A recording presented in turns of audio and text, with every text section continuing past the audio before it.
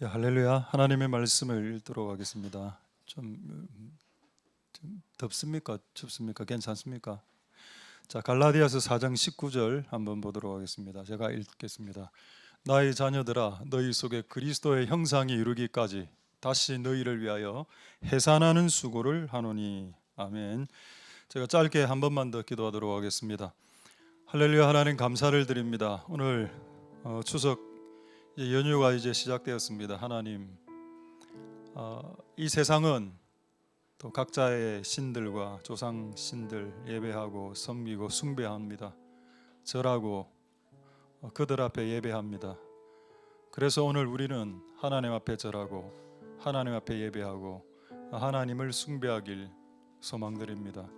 오늘 우리가 하나님의 집으로 모여 하나님 앞에 무릎을 꿇고 하나님 말씀 앞에 우리의 마음을 내려놓고 나아가는 이 중요한 시간을 추석 연휴 시작에 먼저 하게 하신 것을 감사드리고, 이 예배를 통한 힘을 통해서 이 추석 연휴 4일 동안 잘 이겨내고 승리할 수 있도록 축복하여 주옵소서. 오늘 우리에게 말씀해 주시고 하나님께 영광이 돌아가는 시간 되게 도와주옵소서. 감사를 드립니다. 예수님의 이름으로 기도드립니다. 아멘. 할렐루야. 오늘 추석 연휴 첫째 날이라서 우리 한번 인사하도록 하겠습니다. 메리 추석. 우리 한번 좌우로 한번 인사했습니다. 메리 추석. 예. 원래 추석이 성경으로 치면 초막절 이라고 볼 수 있습니다. 저도 오늘 이 연휴 기간 동안에 승리하시고 연휴 기간 동안에 하여튼 사건 사고가 정말 많이 일어납니다. 여러분, 그 친척들과 친지를 만났을 때 싸우지 않는 방법을 먼저 설교 전에 하나 말씀드리겠는데, 충고를 안 하면 됩니다. 충고를 하면 무조건 싸움이 일어납니다. 제가 분명히 미리 이야기했습니다. 여러분, 그 친지들과 가족들을 만났을 때 뭐 말하고 싶은 게 올라오지 않습니까? 밑에서부터 그거를 말하는 순간 한 3일 동안 분위기가 안 좋아질 겁니다. 그러니까 여러분, 절대 충고하지 마시고 그냥 그들을 위해서 기도해 주십시오. 속으로. 겉으로 내가 너를 위해서 기도한다 이런 말도 기분 나쁠 수 있습니다. 그런 말도 하지 말고 그냥 속으로 그냥 기도하면 됩니다. 제가 분명히 이야기했습니다. 제가 이렇게 설교를 하면은 꼭 오늘 만나서 충고하는 분들이 있더라고요. 그 반대로. 그러니까 그렇게 제발 그렇게 하지 마시고, 여러분의 충고로 변할 것 같았으면 이미 그들은 변했습니다. 여러분의 충고로 변했을 것 같았다면, 그렇지 않으니까 하나님 그들을 연단시켜야 되고 그들의 삶 가운데 그걸 깎아내야 되는 작업을 해야 그들은 바뀌기 때문에 우리의 충고로 모든 것이 다 될 것이라는 충고지상주의 그런 오해와 착각을 하지 않으실 수 있기를 소망드립니다. 할렐루야. 그리고 성경에는 잠언에 분명히 이렇게 나와 있습니다. 충고는 지혜로운 자에게 하는 것이라고 되어 있습니다. 어리석은 자들에게 충고하면 관계 파토납니다. 절대 어리석은 자들에게 충고하지 마시고, 그들의 충고는 그들이 원할 때, 그들이 요구할 때, 요청할 때 하는 거고, 그리고 그들이 지혜로운 자일 때 하는 거지, 여러분들이 무지막지하게 그렇게 막 충고하는 거 아닙니다. 그래서 우리가 하나님의 말씀대로 4일 동안 승리할 수 있길 소망드립니다. 할렐루야. 자, 오늘 말씀 보도록 하겠습니다. 말씀은 제목은 인생인데, 인생, 영어로 하면은 life, 일본말로 하면 진세, 발음 정확한지 모르겠습니다. 인생이라, 인생, 성경은 인생에 대해서 뭐라고 말하는가를 한번 보도록 하겠습니다. 여러분, 세상에서는 인생을 뭐라고 하나요? 저는 윤리 시간에 일반 세상 사람들이 하는 인생, 뭐 인생의 목표, 뭐 인생이 뭔가, 인생은 자아 실현하는 것이다. 자아를 실현하는 장이다. 그래서 요즘 하는 게 뭔가요? 버킷리스트 아닙니까? 버킷리스트 1순위. 세계 일주를 한다. 2순위 프랑스 파리에 놀러 간다. 뭐 이런 거 쭉 이렇게. 이제 5가지 취미를 갖겠다. 그거를 하면은 자아가 실현이 되죠. 충족이 되니까 그게 인생이야. 인생은 한마디로 자아 실현이다. 저 윤리 시간에 그렇게 배웠습니다. 근데 윤리는 성경은 아니죠. 하나님의 말씀은 뭐라고 이야기하는지 한번 보자는 겁니다. 또 어떤 사람은 어떤 교회에서는 어떤 교회인지 이야기 안 하겠습니다. 인생은 뭐 고다, 고통이다 이렇게 이야기해서 이 땅에 태어난 이상 고통을 벗어날 수 없다. 그런데 기독교도 인생을 고통으로 봅니다. 그런데 고통에서 시작해서 기쁨으로 끝난다는 것이 기독교입니다. 할렐루야. 좀 그들의 교하고 조금 또 다르죠. 분명히 기독교도 이 세상을 고통으로 보긴 보는데 고통에서 끝나지 않고 고통에서 시작해서 기쁨과 즐거움과 희락으로 끝난다. 그게 여러분 기독교입니다. 할렐루야. 또 여러분 인생을 뭐라고 혹시 들은 적 있습니까? 생로병사. 태어나고 늙고 병 들어서 죽는다. 인생을 한마디로 생로병사다. 그러니까 요즘 애들은 뭐라고 하는 거 압니까? 인생을 생로병사라니까 요즘 애들은 폼생폼사다. 폼에 죽고 폼에 산다. 가오에 죽고 가오에 산다. 그런 시대가 됐습니다. 자, 그런데 성경은 무엇을 말하는지 한번 보겠습니다. 자, 성경이 말하는 인생의 목적. 우리가 왜 이 70년을 살아가야 되나? 어떤 사람에게는 30년, 어떤 사람에게는 40년, 어떤 사람에게는 120년. 왜 하나님 인생의 길이를 주셨고 그거를 살게 하시나? 자, 갈라디아서 4장 9절 한번 보도록 하겠습니다. 오늘 읽은 내용이죠. 갈라디아 4장 19절에 이렇게 적혀 있습니다. 나의 자녀들아, 너희 속에 그리스도의 형상이 영어에는 폼이라 되어 있습니다. 또 어떤 성경에는 이미지라고 되어 있고 어떤 성경에 적혀 있는 건 아니지만 이걸 요즘 이제 단어로 표현하면 아이콘, 그리스도의 아이콘이 되라, 그리스도의 폼이 되라, 그리스도의 이미지를 스타일을 가져라. 이게 내가 너희를 위해 수고하는 이유다. 와, 그럼 여기에 뭐가 지금 빠져 있습니까? 그렇죠. 일이 빠져 있습니다. 일이, 업적, 성취, 선교, 전도, 하나님 나라 세움. 이거 왜 빠져 있을까요? 이게 왜 빠져 있겠습니까? 우리의 존재가 우리의 폼이 안 바뀌면 그분의 나라를 세우지 못하고 파괴할 거고, 전도 선교하러 나가봤자 열매 없을 거고, 오히려 하나님 나라 세우는데, 교회 세우는데 방해물이 될 거고. 여러분, 하나님 우리 인생에 하시길 원하시는 것은 여러분을 동원시켜서 업적, 성취, 모든 공적을 이루기 위해서 혈안에 되신 분이 아니십니다. 하나님 여러분들을 예수님의 폼으로, 기간은 여러분 이 땅에서 사는 길이, 이 땅에서 사는 인생의 길이, 이 시간 안에 여러분들을 최대한 그리스도의 이미지, 그리스도의 스타일, 그리스도의 폼을 이루는데 난 노력한다. 할렐루야. 그럼 여러분 이렇게 질문할 수 있을 겁니다. 왜 우리 주변에는 그리스도의 형상과 이미지를 이룬 사람이 적나요? 예수님 다 30년, 40년, 20년. 저는 예수님 지금 10대 때 한 10살 때 믿었으니까 지금 한 예수님 44년 믿었어요. 45년 정도 믿었습니다. 내가 예수를 45년을 믿었는데 여러분은 저의 얼굴을 보면 예수님의 형상이 나타납니까? 잘 안 나타나죠. 왜 이런 일이 발생하나? 오늘 이 말씀에는 정확하게 나와 있습니다. 너희를 위하여 수고하는 자들이 있어야 된다. 여러분 왜 해산이라고 했을까요? 이 땅의 사람들이 느끼는 통증, 3대 통증, 5대 통증 중에 하나가 산통이죠. 산통.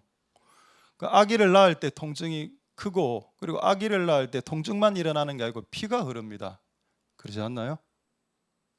네가 그 존재를 진짜 그리스도의 폼으로 바꾸고 싶다면 또 피 흘릴 각오가 되어 있어야 된다. 네가 산통, 그러니까 네가 그를 바꾸다가 너 죽을 수도 있다라는 뜻입니다. 왜냐하면 아기 낳다가 죽는 엄마들 많지 않습니까? 그럼 우리가 한 영혼을 한 인간 되게 만들기 위해서 우리가 수고하다가 내가 병 걸려 죽을 수도 있고, 실제 그렇게 병 걸려 자식 하나 제대로 만들려고 부모 병들어 죽은 사람들 많이 있습니다. 그러니까 한 영혼을 한 영혼 되게 하기 위해서 누군가는 죽을 각오로, 피 흘릴 각오로, 피와 물과 쏟을 그 산통을 치를 각오로 하는 수고자들 주변에 있으면 주변에 그리스도의 형상을 이룬 자들이 한 명씩 나타나게 된다. 할렐루야. 여러분 이 구절에 입각해서 제가 지금 이야기하는 겁니다. 이 구절 다른 이유도 있습니다. 지금 그런데 어쨌든 이 구절만 딱 봤을 때 너희를 위하여, 아직 예수의 형상을 이루지 못한 그 존재를 위해서 끝까지 수고해 주는 어떤 사람이 있고, 그리고 그는 고통당합니다. 어쨌든 얘를 지금 바꿔야 되니까 내가 고통스러워 보는 것만으로 화가 날 수도 있습니다. 진짜 안 바뀐다. 17년을 내가 너에게 쏟아부었는데 진짜 안 바뀌네. 그런 사람이 있을 수도 있죠. 네, 어쨌든 그 해산하는 수고를 끝까지 감당하고, 그리고 보통은 이 해산하는 수고를 보통은 부모님들이 합니다.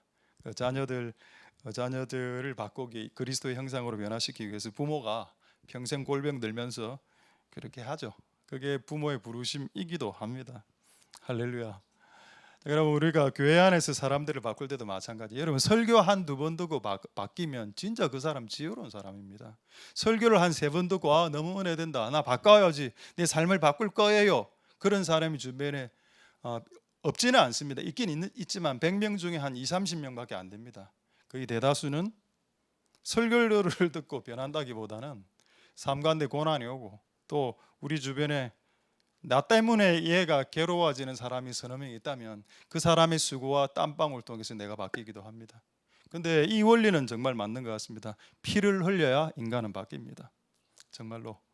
우리 교회가 세워졌을 때, 진짜 우리 교회가 세워질 때까지 우리 교회에서 피 흘린 사람이 진짜 몇 명 있습니다. 섬기다가 피 흘리면서 섬긴 사람들이 실제 있습니다. 그러니까 교회가 세워지는 겁니다. 피가 흐르지 않으면 사람도 안 바뀌고, 설교 몇 번으로 되는 것도 아니고, 뜨거운 찬양으로도 사람이 바뀌는 것도 아닙니다. 누군가 피를 그를 위해서 끝까지 흘려주면 되겠죠. 할렐루야. 그게 어렵다는 거예요, 이 일이. 그래서 이 일을 잘 감당해서 우리 주변에 예수님의 폼을 드러내는 자들이 다 일어날 수 있기를 소망드립니다. 할렐루야. 저는 그래도 이 말씀이 복음처럼 느껴진 이유는 하나님 우리에게 업적을 요구하지 않는다는 겁니다. 업적. 그럼 뭐 하나님 요구하는 게 뭡니까? 정말 업적을 요구하지 않나요? 업적 성취. 제가 성경 구절로 증명할 수 있습니다. 하나 예를 들어볼까요? 딱 한 구절을 예를 들어볼 수 있겠습니다. 거지 나사로. 거지 나사로 아시죠? 누가복음에 나오는 거지 청년 나사로. 그 평생을 살면서 그가 한 업적이 뭡니까? 아무것도 없습니다. 그냥 기와장으로 자기 다리 걸고 고름 나오면 옆에 개가 와서 핥고, 그거밖에 더 있나? 그거 가끔 구걸하고.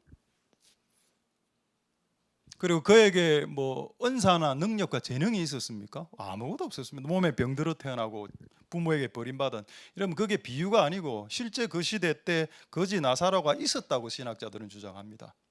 그런 청년 이야기를 한 거라 예수님이. 그럼 이 친구는 만약 하나님 우리를 업적이라는 관점에서, 공적이라는 관점에서 보면 이 사람은 인생 헛살한 거죠. 근데 여러분, 하나님은 우리를, 예수님은 그런 관점으로 우리 인생을 평가하지 않습니다. 만약에 진짜 그런 인생으로 평가한다면 서울대 다 나와야 되고, 전부 다 학위 다 받아야 되고, 전부 다 업적 다 있어야 됩니다. 이 땅에. 근데 그거 없어도 우리가 천국에 갈 수 있고, 그거 없어도 하나님은 뭔가 다른 거로 우리를 판단하신 것 같다. 우리의 인생을 어떻게 판단하실까? 정답 나왔는데요. 거지 나사로 하나님 어떻게 판단했습니까? 판단한 증거는 나와 있지 않지만은 이 친구가 올라가죠, 천국으로. 근데 제가 보니까 그 판단의 이유가 나와 있던데요. 일반인들이 부모에게 버림받고 죽을 질병에 걸리고 친구 없고 가난하고 온몸에 고름이고 이래 되면은 자살합니다. 근데 이 친구 자살 안 했습니다. 그럼 이 친구 안에 있는 하나님 보실 때 고귀한 게 뭔가요? 참고 인내하고 견딘 거. 그건 뭡니까? 그건 업적입니까? 그건 업적이 아니죠. 그건 열매입니다. 할렐루야. 성령의 9가지 열매, 사랑, 희락, 화평, 자비, 양선, 충성, 온유, 절제. 이게 업적입니까? 마음의 열매입니까? 마음의 열매죠. 할렐루야. 하나는 우리의 업적을 보기보다는, 왜냐, 업적엔 거품이 있기 때문입니다. 우리가 볼 때 업적처럼 보이지만 하나님 보실 때 날림일 수도 있기 때문에, 내가 생각하는 수많은 업적들은 그분의 나라에서 그냥 가루일 수도 있기 때문에 나는 이런 업적이 있어요, 주장하지 말고, 하나님 우리의 업적을 보기보다 우리의 마음의 열매를 보신다.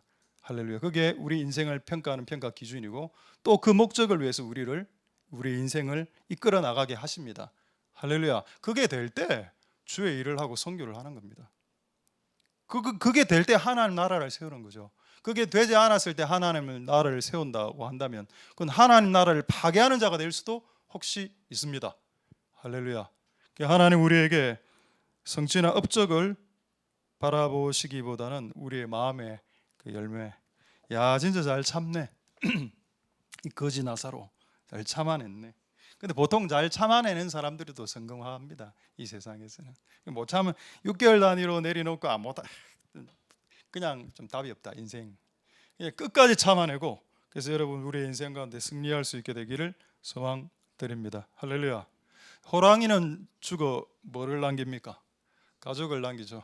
집에 있습니까 가죽? 그 가죽 없습니다. 호랑이 가죽 비싸니까. 사람은 죽어 이름을, 명예를, 업적을 남긴다, 이런 내용 아니겠습니까? 100% 틀린 말은 아니지만은 100% 맞는 말도 아닙니다. 하나님은 우리의 인생의 길이에서 그리스도와 비슷한 모습을 만들어내려고 시도하시고, 그거를 가지고 우리를 평가하시는 거다. 이거는 이제 우스갯소리는 아니고 그런 얘기를 제가 이야기를 들었습니다.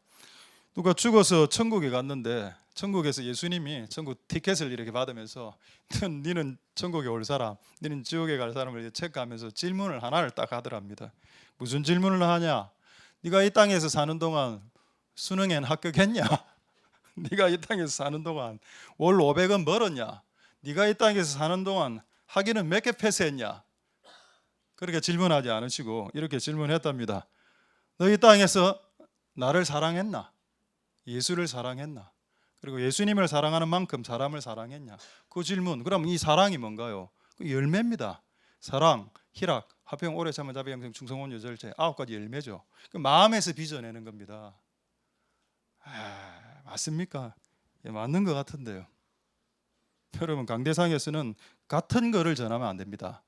맞는 것 같은데요를 전하면 안 되죠. 맞는 거를 전해야 되지 않습니까? 그럼 제가 이 구절로 방금까지 했던 말이 맞다는 것을 말씀을 가지고 증명하겠습니다. 마태복음 7장 22절을 한번 보겠습니다. 마태복음 7장 22절은 이제 예수님 만나서 사람들이 다 죽어서 이제 예수님 앞에서 하는 이야기죠. 그날에, 최후의 심판 날에 많은 사람들이 주님 앞으로 나왔습니다. 주여, 주의 이름으로 선지자 노릇했습니다. 저는 이런 업적이 있습니다. 저는 주의 이름으로 귀신을 쫓아냈습니다. 저는 이런 업적이 있어요. 저는 많은 권능을 행했습니다. 이 사건의 결론을 여러분 아시죠? 이들의 주장은 전부 뭡니까? 저는 이런 주를 위해서 이런 일을 했고요, 이런 사역을 했고요, 이런 업적의 열매가 있습니다. 근데 예수님은 단칼에 그냥 베어버렸습니다. 너 불법을 행한 거야. 내하고 상관없이 돌렸잖아. 일을 했잖아. 상관없어. 내하고 상관없이 업적을 세우고 내하고 아무 상관없음 이라 이야기하면서 쐐기를 박는 한 구절의 말씀을 하셨죠. 그게 마태복음 7장 20절입니다. 한번 보겠습니다. 7장 20. 이름으로 그들의 열매로 그들을 판단할 거다. 나는. 그 열매가 뭔가요? 여러분, 성경의 열매는 아까 말한 그거밖에 없습니다. 사랑, 희락, 화평, 오래 참음, 자비, 양선. 그럼 거지 나사로가 맺은 열매는 뭐라고요? 사랑, 희락, 화평, 오래 참음. 오래 참는 거. 견디고, 힘들어도 견디고, 힘들고 사표 쓰고 나가는 게 아니고 힘들어도 견디고, 힘들어도 견디면 어느 순간 이제 올라가게 되죠. 할렐루야. 그들의 열매로, 그들의 업적으로 그들을 알리라. 그들의 성취로 그들을 알리라. 그건 업적주의자들이나 하는 짓이고, 목표지향적인 인간들이나 하는 짓이고, 하나님은 우리를 목표지향적으로 보지 않습니다. 목표지향으로 보면 우리는 해당 안 되는 교회입니다. 수천 명 되는 교회가 됐었어야죠. 그 업적에 도달하지 못했죠. 우리는 망구, 아무 하찮은 교회로 전락하게 될 수도 있을 것 같습니다. 만약 그런 기준이 하나님 우리를 이 땅의 교회를 바라보는 기준이라면 말입니다. 그렇지 않죠. 우리에게 열매를 보신다. 할렐루야. 여러분, 하나님이 우리를 보시는 시각으로 우리 인생을 가꾸어 나가셔야 되겠습니다. 선지자 노릇 좋고요, 그리고 기적을 행사하고 사역 잘하고 다 좋습니다. 근데 다 좋으면 많아. 내 주변에 사람이 다 떨어져 나가는데, 사람이 안 좋으니까, 사람 됨됨이가 안 좋으니까, 능력은 좋고 능력은 출중한데 사람 됨됨이가 되지 않으니까 내 주변에 사람이 다 떨어져 나가면 그게 하나님 앞에서 그게 복이 안 된다는 겁니다. 할렐루야. 그래서 여러분, 우리의 삶 가운데 목적도 중요하지만은 우리의 삶 가운데 이런 것들이 빚어지기를 소망드립니다. 자, 한 구절 더 보도록 하겠습니다. 이런 내용들이 성경에 얼마나 많나를, 너무 많지만 시간 관계상 한 구절만 보도록 하겠습니다. 로마서 8장 29절 한번 보겠습니다. 로마서 8장 29절에 하나님이 미리 아신 자들로 또한 그 아들의 형상 본받기, 이겁니다. 그 아들의 형상 본받기, 이게 뭐라고? 이게 우리를 지정하시고 지명하시고 정하시고 우리를 아들 되게 하신 유일한 이유다. 그럼 여기에 전도가 어디 있고 선교가 어디 있고 열방이 어디 있습니까? 하나님은 너에게 관심이 있고 열방에게 관심이 있지만은 열방에게 관심이 있기 전에 너한테 관심이 더 많고, 나는 너가 옛날에는 세상의 이미지, 세상의 형상, 마귀의 형상도 좀 있었고 세상 희한한 얼굴 이미지를 많이 갖고 있었지만 이제 예수님 믿고 난 이후로 아들의 형상, 아들이 누굽니까? 예수님 아닙니까? 예수님의 형상, 이미지 오브 지저스 크라이스트입니다. 예수 그리스도의 이미지를 좀 본전 받으라. 저는 선지자 노릇했습니다. 저 영감 좋습니다. 영감 좋은데 성격은 괴팍. 그게 친구가 없죠. 기도는 많이 하는데 성격은 막 입에서 막 제가 방금 이런 말 하면 안 되는데 막 또라이 이런 말이 나갈 뻔했습니다. 성격은 괴팍하고 기도는 많이 하는데 성격 괴팍하고 그리스도의 형상이 안 나타나니까 내 안에 있는 출중한 능력들과 출중한 권능들과 출중한 업적들이 무색해지고,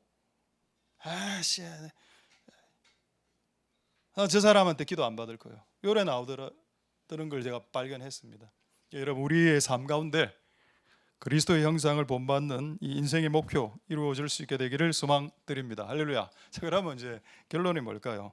아직 당장 결론이 나오는 건 아니지만은 이 형상을 어떻게 주께서 이루시는지를 알아야 되겠고, 그리고 또 그리스도의 형상이 뭔지를 좀 알아야 되겠습니다. 그렇지 않나요? 그리스도의 형상을 본받는 게 우리의 목표, 인생의 목표라면 전교 1등하는 것이 우리의 목표가 아니고 그리스도의 형상을 본받는 것이 우리 1등의 목표라면 그리스도의 이미지 형상이 뭔데요? 라는 걸 알아야 되겠죠. 그걸 알고 그걸 알게 되면 그걸 추구하면 될 테니까. 자, 그게 뭔지 한번 보도록 하겠습니다. 할렐루야. 이거 하기 전에 좀 웃긴 이야기 하나 해드리겠습니다. 성경을 가지고 에베소서 4장 13절에 보면은 그 에베소서 준 사도 바울이 이런 이야기를 합니다. 4장 13절에 뭐라 되어 있는가 하면 우리가 예수님을 본받긴 본받아야 되는데 그리스도의 장성한 부분을 본받으라, 이런 내용입니다. 여러분, 성경에 예수님 12살 때 기록 있죠. 예수님 12살 때 우리로 치면 중학교 1학년 그때 가출한 사건이 있습니다. 혹시 아십니까? 그래 엄마하고 약간 트러블 있는 내용이 성경에 나오죠. 엄마가 막 화내고 그러면 우리가 니를 찾는데 얼마나 고생했는지 아들 아느뇨. 그러니까 예수님 안 지죠. 그 상황만 보면은 이게 똑같다. 예수님 가정도 엄마하고 싸우고 지죠. 성경에 예수님의 12살, 이거 웃자고 하는 이야기입니다. 예수님이 12살의 모습을 본받는 게 아니고 그리스도의 장성한 부분을 본받는 겁니다. 너무 웃기게 이게 이해가 되더라고. 그냥 약간 재미로 지금 이야기한 겁니다. 자, 그렇다면 예수 그리스도의 장성한 분량이 뭔지를 한번 보자는 겁니다.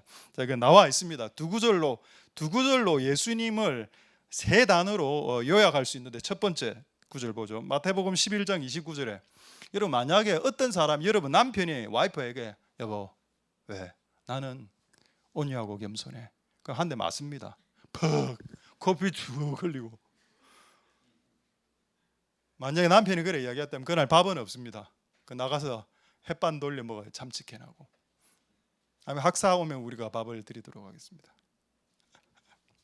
이 와이프가 남편에게 여보, 왜? 나는 온유한 자예요. 퍽 그래 안 되겠습니까? 다 아는데 온유 안 한 걸.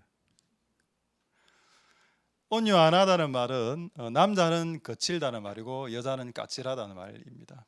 여러분 안에 거칠고 까칠한 거 다 있습니다. 제가 보니까 내 안에도 있고. 근데 예수님은 이걸 직접 이야기하셨습니다. 나는 거칠지도 않고 까칠하지도 않다.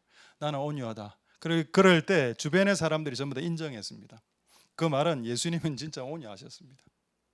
그리고 우리가 도달해야 될 최후의 클라이막스에 그게 있다면 그분의 온유함에 우리는 도달해야 됩니다.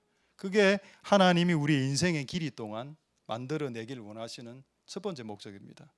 그것은 전도와 선교도 아니고 기도 양도 아니고 많은 은사를 받아서 자랑하면서 써먹는 것도 아니고 네 안에 온유함을 만들어내기 위해 나는 해산하는 수고를 이미 예수를 통해서 시켰고 예수님 피 흘려서 죽어주셨고 그게 해산의 수고죠. 네 주변에 어떤 사람들을 통해서 해산하는 수고를 통해서 이 일이 일어나도록 지금도 밤낮을 가리지 않고 수고하고 있다라는 것이 하나님의 주장입니다. 할렐루야. 온유함이죠. 거칠지 않고 까칠하지 않는 거, 안 싸우는 겁니다. 예수님은 실제 싸운 적이 없습니다. 예수님을 공격했던 수많은 무리들이 있었죠. 근데 예수님은 단 한 번도 싸우지 않았습니다. 그게 온유함이라. 그리스도의 장성한 분량이 1번이 뭔가요? 온유함. 두 번째는 겸손함. 겸손함은 예수님 자기를 낮추는 거죠. 예수님은 오병이어 기적 이후에 사람들이 자기를 왕 삼으려고 했습니다. 왕 삼으려고 하는 사람이 싹 오니까 몰래 싹 빠져나갔습니다. 겸손하니까.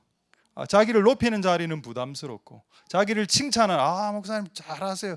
부담스럽습니다. 그게 예수님 안에 있었던 겸손함이죠. 그러니까 우리는 다 아는 내용이니까. 근데 저도 이거 말고 또 없나?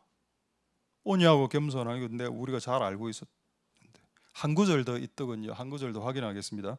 데살로니가 후서 3장 5절에 이 세 가지로 오늘 그리스도의 장성한 분량을 오늘은 요거로 마무리를 하겠습니다. 자, 한번 보겠습니다. 세 번째가 뭔가? 데살로니가 후서 3장 5절에 뭐라고 나와 있나요? 주께서 너가 그리스도 안에 있는 인내로 들어갔으면 좋겠다라고 그분은 원하신다라고 이야기하고 있습니다. 그리스도 안에 엄청난 인내, 참고 견디는 게 있다는 거죠.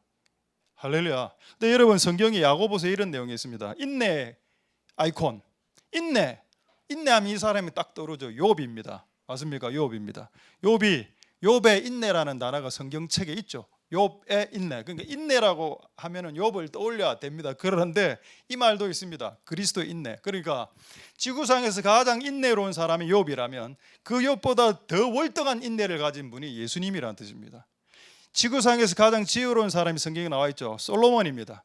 그런데 여러분 그 솔로몬보다 더 지혜로운 사람이 누구입니까? 예수님입니다. 여러분 성경에 지구상에서 가장 온유한 사람이 한 명 있었다고 했습니다. 성경에 민수기 12장 3절에 누굽니까? 모세는 이 지구상에 거했던 모든 사람들보다 온유함이 지면에 성한 사람, 지상 1등 온유의 왕. 근데 예수님은 그 모세보다 더 온유한 자이셨습니다. 할렐루야.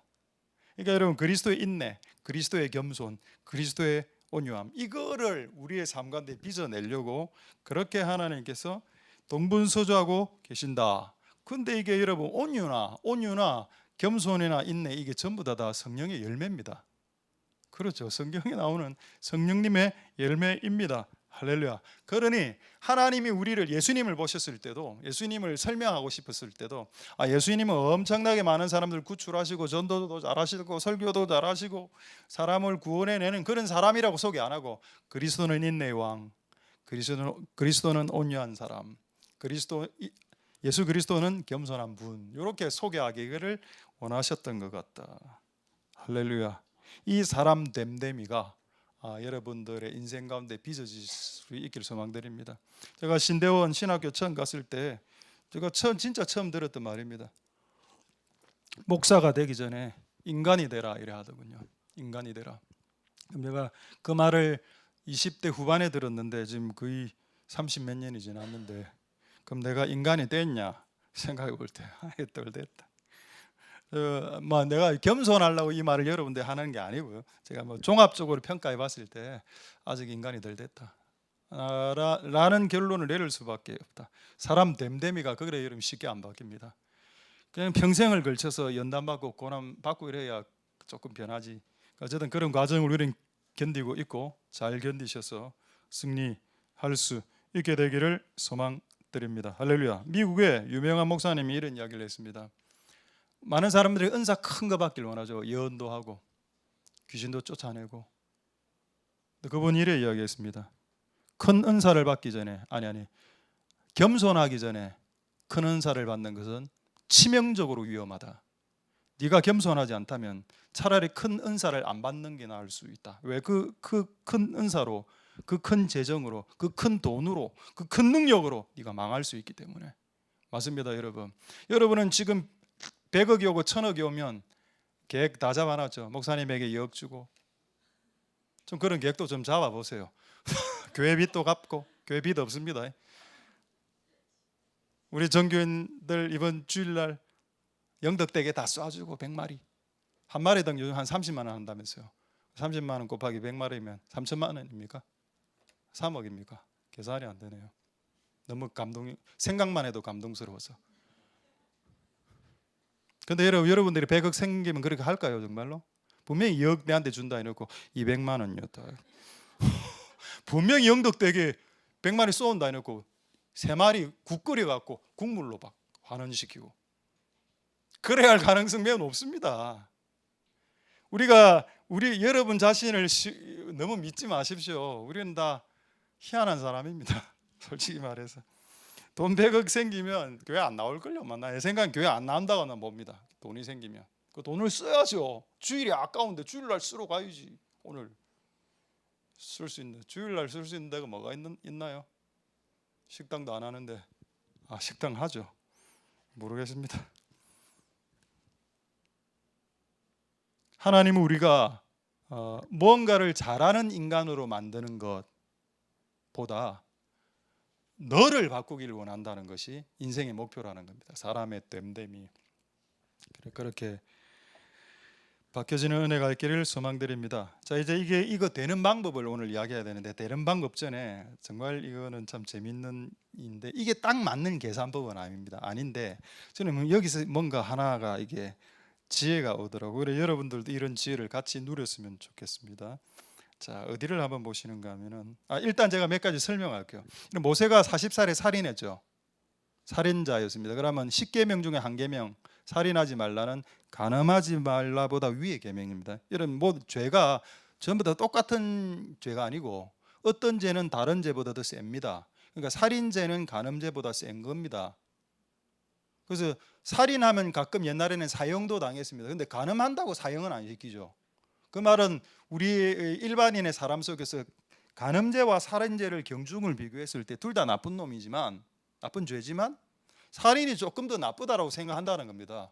그래서 하나님이 십계명을 만들 때 살인하지 말라가 간음하지 말라 앞에 나오는 겁니다. 그게 더 센 죄이기 때문에. 자, 그런데 40살에 모세가 사람을 한 명 죽였죠. 하나님 몇 년 뺑뺑이를 돌렸습니까? 이 뺑뺑이에 대한 어원도 조금 이따가 말씀드리도록 하겠습니다. 몇 년 뺑이를, 속된 표현입니다. 뺑이를 돌렸는데 40년 돌렸습니다. 80살에 하는 글을 쓰시죠. 40년 동안 뭐 했습니까? 중노동했습니다. 어디서? 광야에서 햇빛 받아가면서 온몸이 다 타버릴 때까지, 자외선 받아가면서 온몸이 탈 정도로 양을 치지 않았습니까? 그게 뭐죠? 노동이지 뭐. 생고생하는 거죠. 사람 한 명 죽인 죄로. 제가 이걸 기계적으로 꽤 맞추겠다 말 안 했습니다. 여기서 어떤 원리나 힌트를 받겠다는 겁니다. 사람 한 명 죽이니까 40년이야. 와, 너무 큰 겁니다. 자, 그럼 여러분 요셉 한번 생각해 볼까요? 요셉이 교만했습니다. 영적인 게 막 왔죠. 꿈도 꾸고 환상도 봤습니다. 형님들 전부 다 저보고 인사하던데요. 교만, 막 입에서 교만한 말이 툭툭툭 튀어나옵니다. 하나님 그를 한 20년 정도를 돌렸습니다. 교도소 가게 했다가 무고하게 잡히게 했다가, 이게 그 한 20년 지나서 나중에 국무총리 되는 거 아닙니까? 와, 이래 세나? 교만한 게? 여러분, 느부갓네살 왕이 교만했습니다. 바벨론 아시죠? 바벨론을 세우고 난 후에 바벨론 도성 위에서 이렇게 자랑합니다. 이 도시 내가 세웠어. 그 말을 딱 듣는 순간 하나님이 하늘에서 음성을 내려서 오늘부터 짐승이다 너는 하면서 정신병이 드는데 7년간 정신병이 들립니다. 그 정신병 이름이 뭔가 하면은 안트로포스인가 하여튼 그런 유형의 정신병이 있습니다. 본인을 짐승처럼 여기는 병이라. 그래서 막 새처럼 모이를 쪼아먹고 이 왕이, 근데 웃긴 거는 역사적으로 이런 질병에 걸린 왕들이 많답니다. 독일의 오토 대왕, 그리고 영국의 조지 왕. 그런 거 뭔가요? 왕들이 하나님 왕을 어떤 능력이 있어서 세워준 게 아니고 하나님의 은혜로 세워줬는데 거기서 교만하면 이런 7년 이거 7년 와 이렇게 내가 쭉 한번 보니까 가장 작은 거는 요나였습니다. 요나가 하나님께 불순종 여기로 가라 했을 때 나 여기로 안 가요 저기로 갈 거예요 할 때 3일 동안 그 물고기 뱃속에 집어넣었죠. 이스라엘을 봅시다. 이스라엘은 몇 년 뺑뺑이 돌렸습니까? 40년 광야에서. 왜 40년 돌렸을까요? 이제 재밌는 이제 어떤 힌트가 나옵니다. 민수기 14장 34절 보겠습니다. 왜 40년 돌렸을까요? 자, 민수기 14장 34절 한번 보겠습니다. 너희가 그 땅을 탐지한 날수 40일을 하루를 1년으로 환산해서 40년 동안 너 심판받아라. 그럼 40일 동안 이제 가나안을 정탐하면서 우리보다 큰 사람들이 거인족들이 삽니다. 우리는 이 땅을 빼앗을 수 없어요. 막 40일 동안 하나님을 원망했습니다. 오케이. 하루 1년 오케이. 제가 아까 뺑뺑이의 어원을 말씀드린다 했죠. 제가 사진 한번 보여드리겠습니다. 사진 오늘 2장 사진이 있는데 한번 첫 번째 사진을 보겠습니다. 이게 제가 실제 우리 군대 있을 때 찍은 이 사진이 있더라고. 오늘 제가 제 군 생활할 때 찍은 사진입니다. 저 안에 아마 제가 있을 겁니다. 내가 찍은 건 아니고 누군가 우리가 뛸 때 찍어준 사진인데 6.25 훈련할 때인데 저게 진짜 뺑뺑이거든요. 계속 돌게 하는 겁니다. 뺑뺑이랑 뱅글뱅글 돈다라는 어원에서 시작했습니다. 뱅글뱅글 돌린다. 뱅글뱅글 돌린다. 그게 뺑뺑이, 그게 뺑이. 그래서 군대 속어 표현에 뺑이 친다 할 때 뺑이란 말은 뱅글뱅글 돌린다라는 어원입니다. 그래서 저는 저걸 해봤습니다. 이렇게 갔다 하면 끝날 줄 아는 다시 하면 또 다시 가고 또 다시 언제까지? 일과 마칠 때까지 다시 뺑뺑이. 이스라엘 한번 보겠습니다. 이스라엘의 40년 그 다음 사진 자 여기 보십시오. 여러분 이스라엘이 여기서 출발해서 이제 저기로 가야 됩니다. 그럼 가장 빠른 길은 뭡니까? 바로 직선으로 가면 됩니다. 직선으로 가면 뭐 한 달 정도 채 안 걸린다 하더군요. 근데 하나님 40년 동안 어떻게 보십시오. 계속 돌리죠. 올라갔다가 위로 갔다가 내려갔다가 저기도 바로 안 올라갑니다. 이렇게 휘어서 올라가게 하고 저를 왜 저렇게 40년 동안 하셨을까요? 하나님 아까 그 40일을 40년으로 환산하고 뺑뺑이 돌렸다 했습니다. 그럼 여러분 한번 생각해 봅시다. 이걸 기계적으로 대입할 수는 없지만은 우리의 인생의 뺑뺑이를 경험했을 때 그거는 하나님의 어떤 계산이 있었다는 뜻이 되는 겁니다. 그 뺑뺑이가 3일에 끝날 수도 있습니다. 간단한 거는. 근데 심각한 거는 사람을 죽이고 이런 거는 심각하거든요. 그런 거를 처리하기 위해서 우리 안에 있는 도끼를 뽑아내는 과정이 어떤 사람이 20년 걸릴 수 있고 어떤 사람이 40년 걸릴 수 있는 겁니다. 이런 그거를 우리는 받아들여야 됩니다. 왜냐하면 그래 해야 우리 안에 그리스도의 온유한 성품이 나중에 빚어지기 때문입니다. 그리스도 안에 있는 그 겸손한 그리고 온유한 그 성품이 빚어지는 용도로 뺑뺑이를 활용하시더라는 겁니다. 할렐루야. 동의가 되나요 여러분? 동의하기 힘들죠? 동의 안 해도 됩니다 여러분. 그냥 한 귀로 듣고 한 귀로 흘리셔도 되는데 만약에 이런 유사한 원리가 하나님의 이 그 개념 안에 탑재되어 있어서 돌아가고 있다면 우리는 이 원리를 벗어날 수 없을 겁니다 아마. 그래서 여러분의 지금 뺑뺑이 같은 인생을 함부로 하나님께 원망하는 것으로 속단하지 말고 그 이전에 뭔가 계산이 있었나? 라고 생각해 보라는 겁니다. 납득이 되지 않더라도. 근데 나중에 납득이 아마 될걸요. 자, 그렇다면 하나님이 뺑뺑이를 시키신 이유를 보면 됩니다. 왜 40년간 이렇게 혹독하게 돌리셨나? 우리로 지금 17년이죠. 17년 동안 왜 이렇게 혹독하게 돌리셨나? 신명기 8장 2절에 정말 착하게도 하나님께서 적어 놓으셨습니다. 왜 이스라엘이 뺑뺑이를 당하셨나? 내 하나님 여호와께서 이 40년 동안 너로 광야의 길을 걷게 하신 것을 기억하라. 이는 너를 낮추시며, 낮춘다라는 말이 한자말로 바꾸면 겸손입니다. 여러분 예수님 아까 뭐라 했나요? 나는 마음이 온유하고 겸손하다. 우리 안에 그 낮아짐을, 낮춤을, 겸손함을 만들어내기 위해 때론 하나님이 40년 동안 뺑뺑이를 돌리신다. 뱅글뱅글 돌. 실컷 했는데 다시 원위치가 된 겁니다. 원위치. 거기 실컷 뭔가 했는데 다시 원위치. 똑같은 자리에 상황 하나도 안 바뀌었음. 분명히 열심히 살아가 최선을 다했거든요. 근데 다시 원위치 돼 있는 거예요. 아무런 상황도 바뀌지 않아 있습니다. 그때 빨리 깨달아야 됩니다. 하나님 나를 낮추시고 계시는구나. 겸손해야 되겠다. 하나님만 붙잡아야 되겠다. 뭔가 내가 이해가 안 된다고 해서 하나님을 원망해서는 안 되겠다라고 입을 조심해야 되고 그렇게 해야 되는 겁니다. 할렐루야. 하나님의 은혜가 여러분들에게 있기를 소망됩니다. 자, 확인 이제 두 구절 해보죠. 출애굽기 2장 12절에 40세 때 모세입니다. 좌우로 살펴 사람이 없음을 보고 그 애굽 사람을 쳐 죽였다. 여러분, 사람 한 명 쳐 죽이는 거 어렵습니다. 사람을 어떻게 주먹으로 쳐서, 내가 권투 선수도 아닌데 일반인이, 그렇죠. 모세는 이거 애굽의 모든 학문과 궁중무술을 다 섭렵한 상태였습니다. 실제로는. 그렇다 치더라도 사람을 이렇게 때려서 죽인다. 와, 그럼 모래 왜 감췄습니까? 완전 범죄를 꿈꿨겠죠. 근데 모래는 바람이 불면 흩어지는 게 모래인데 조금 있다가 시체가 드러났을 거 아닙니까? 이 기록을 왜? 여러분, 이 출애굽기 기록은 모세가 적은 내용입니다. 모세가 자기의 어떤 양심 선언 비슷하게 내가 40살 때 사람 하나 죽였대. 그리고 감추려고 모래 감췄단다. 이 사건을 하나님은 모세를 통해서 적으라고 했습니다.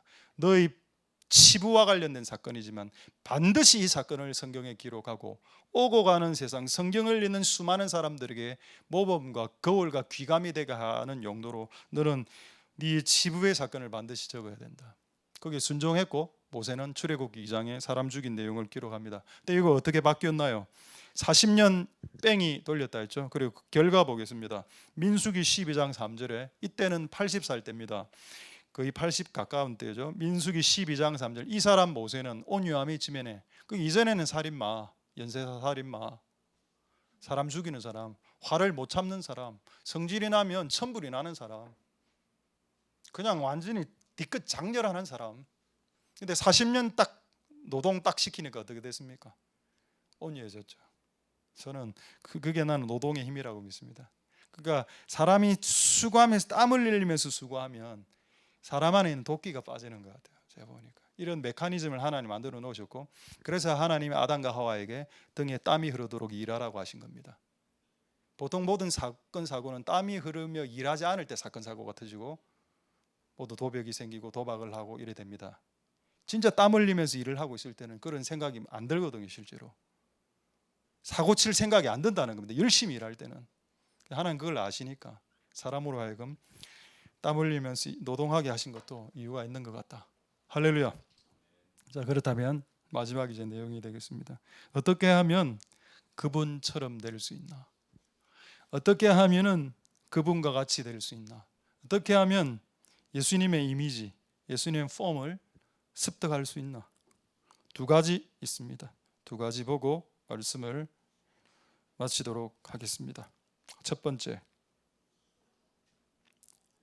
고린도전서 1장 9절 보겠습니다. 이 두 가지 정말 중요한 내용이니까 오늘 추석 때 가슴에 새기시고 이렇게 한번 사셔서 추석 때 친척들이 여러분 만나면 와 이모 얼굴이 예수님, 이모 머리가 예수님 머리 같아요. 이모 파마 보고. 옛날에 제가 그때 추석 구정 때였던 것 같아요. 제가 그때 수염을 안 까고 수염을 좀 기르고 있었습니다. 그리고 우리 저 조카들 중에 하나가 저한테 와서 삼촌, 네. 오 너무 예수님 같다 이라는 거 보고, 그래서 속으로 이제 네가 삼촌 보는 눈이 열렸구나. 이제 네가 사람을 제대로 보는구나. 그 쉬고도만 삼촌 수염이요. 나한테 한 3대 맞았습니다. 그러니까 수염이 외형적으로 예수님 닮았다 이런 의미겠죠. 자, 그렇습니다. 한번 보겠습니다. 고린도전서 1장 9절에 너희를 불러. 자, 하나님이 우리를 부르신 이유 또 나옵니다. 여기에도 뭐 선교전도 이야기 안 하고 있습니다. 그냥 내하고 교제하자. 교제를 순우리말로 바꾸겠습니다. 사귄다. 자, 그렇다면 여러분 하나님 비슷해지려면 하나님하고 사귀어야 되죠. 여러분 부부는 사귀다가 결혼하는 거 아닙니다. 결혼하는 거 아닙니다라고 말할 뻔했습니다. 사귀다가 결혼하죠. 그리고 결혼하고 또 사깁니다. 그래서 그렇게 한 20, 30년 살면 부부 얼굴이 비슷해지고 걸음걸이도 비슷해지고 취향도 영화 보는 스타일도 비슷해지고 진짜 비슷해집니다. 비슷해져. 정말로. 하나님이 한 존재를 바꾸는 방식 중에 하나가 뭔가 하면 사귀어서 닮게. 여러분 사람은 들어서 바뀌는 게 아니고 봐야 바뀝니다.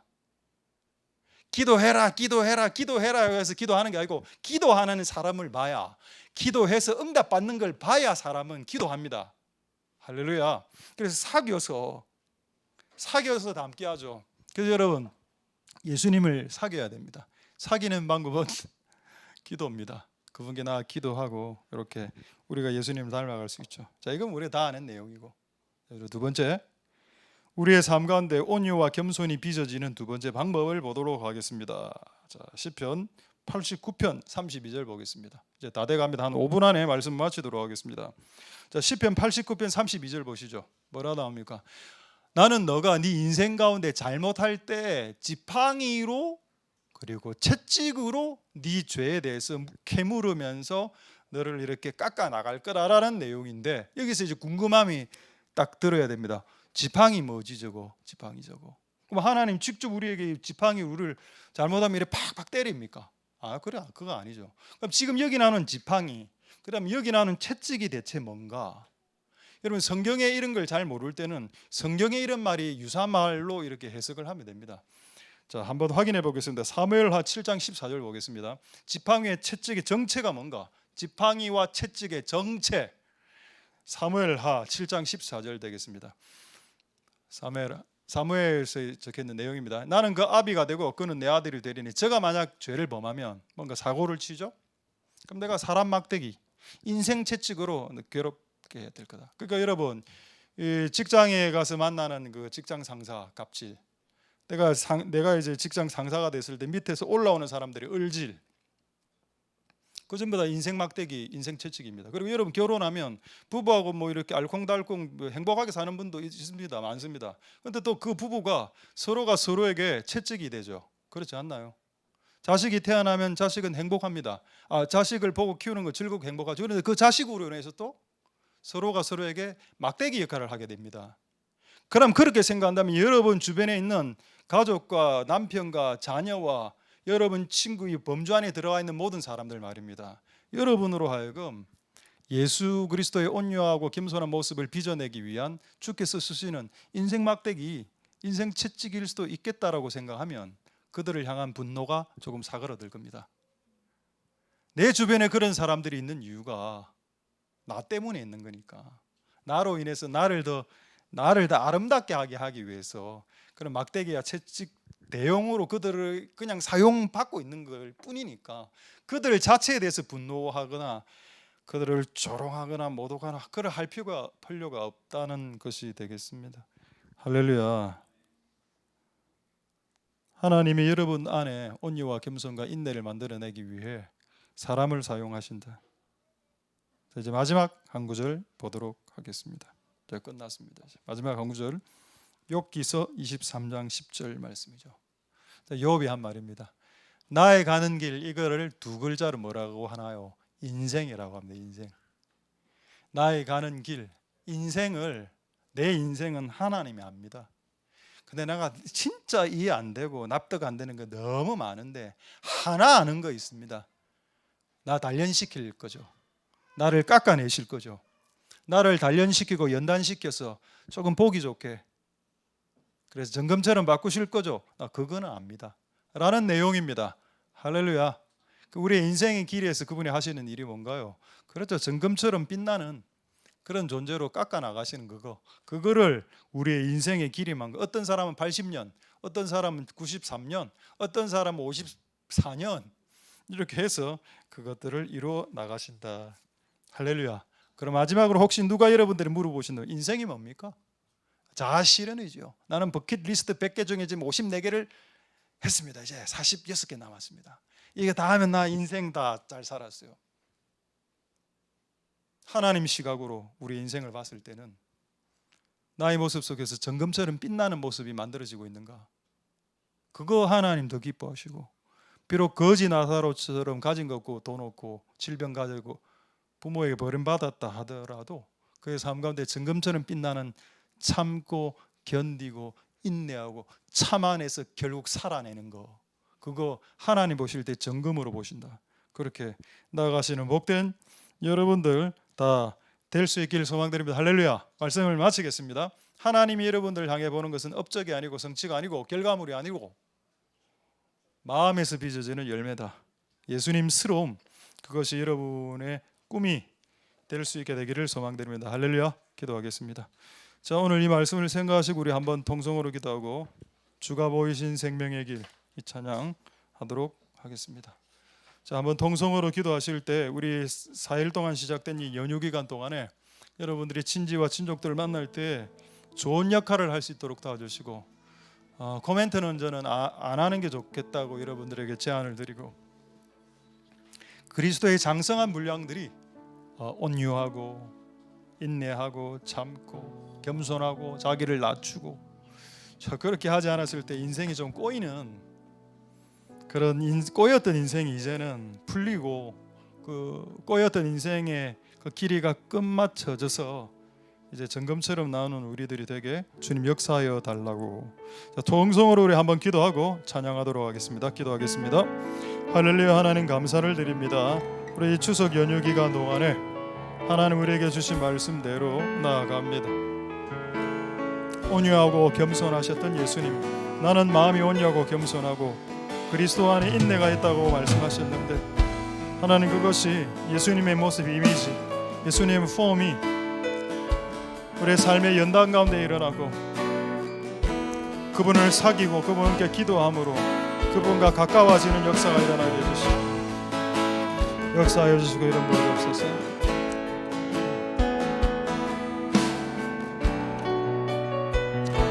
찬양하겠습니다. 주가 보이신 생명의 주가 보이신 생명의 길, 주님과 함께 강한 마음을 들이며 주님 앞에 나가리. 의로움이 되신 주 그 이름 예수, 이름 예수.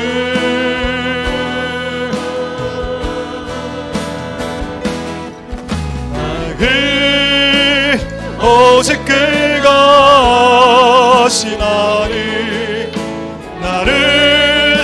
단련하신 후에 내가 정금같이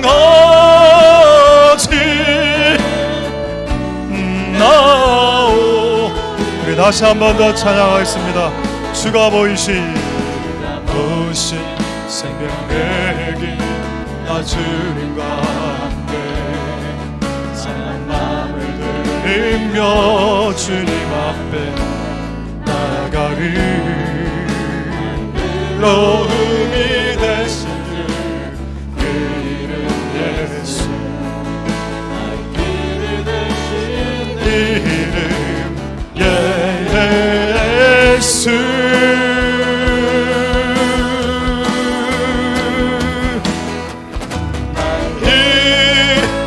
오직 그것이 나를 단련하신 후에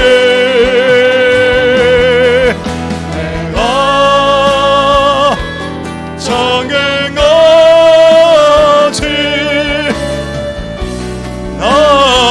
나오리.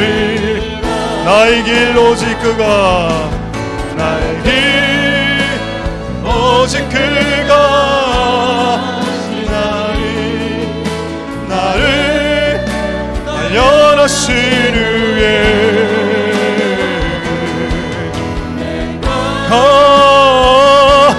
정금같이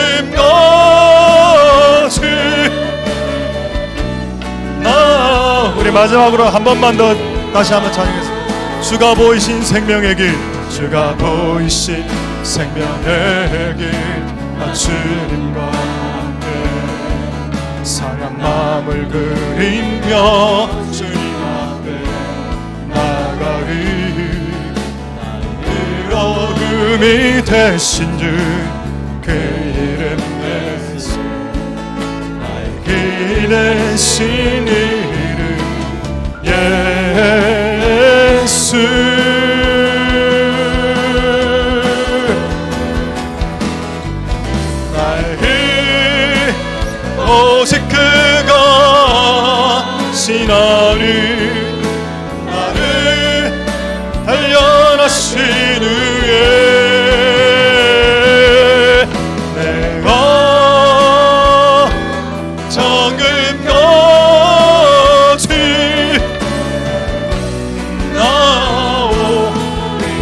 길 오직 그가 나의 길 오직 그가 신하를 나를 단련하시는 예 내가 정금같이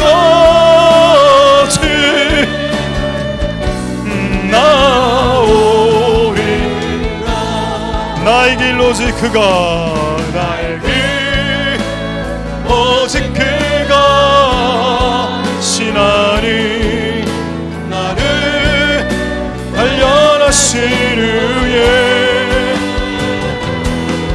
내가 정금같이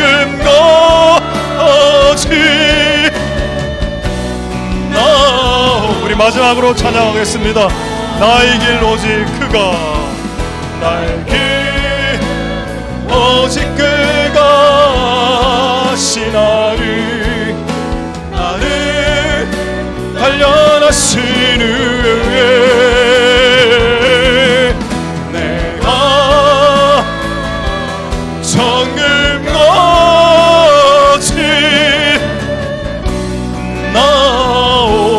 나오리라. 할렐루야. 하나님 감사를 드립니다.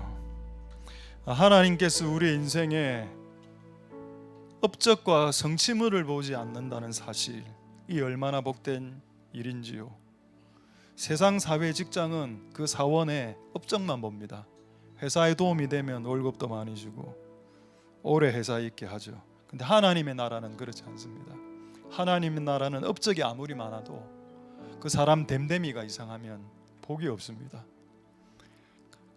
뭔가 외형적으로 엄청 잘하는데, 뭔가를 일이든 뭐 싹 다 잘하는데 그리스도의 온유가 없고 참지도 못하고 끊임없이 화내고 까칠하게 살고 항상 자기를 덜쳐내고 인정받으려고 하고 인정 안 해주면 이상하게 공격하고.